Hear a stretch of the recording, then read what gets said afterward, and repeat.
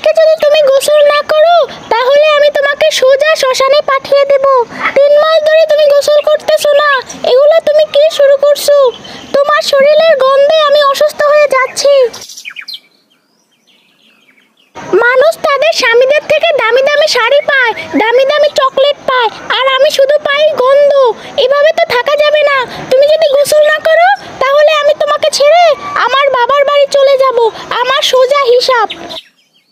গন্ধ গন্ধ গন্ধ, এত গন্ধ নিয়ে বেঁচে থাকা সম্ভব নয়। দূর, আর ভাল লাগে না। সংসারটার মধ্যে আমার কোনো দামই নাই। আমি যে কামাই করে খাওয়াই সেইটা কারো খেয়াল নাই। আমার সংসার করবে না বললেই হলো, সংসার করবে না।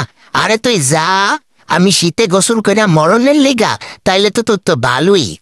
আমি মরলে তুই আর একটা বিয়া ববি। আমি তো বুঝছি তুই ফাঁক ফাইটটা রাখছস যাতে আমি মরিয়া যাই। জায়গা বাড়িতে গোসল করুম না, বউ যাইলে বউ পাওয়া যাইব। নিজে মইরা কি নিজের ফ্রান্ডা খুয়াইম না কি ওর লইগা? আজকে যাইয়া দেহুম ওই আমারে কি আরবো। ওর লইগা এখন তো আর আমি মইরা যাইতে পারি না। আমি মরলে তো আর তো ভালোই, ওই আর একটা নতুন জামাই পাইব। আমি কি বুঝি না ওই কি লিগা আমারে নাইতে কয়? আমি গোসল করে শীতের মধ্যে মইরা যাই, ওর তো খুশি লাগবো।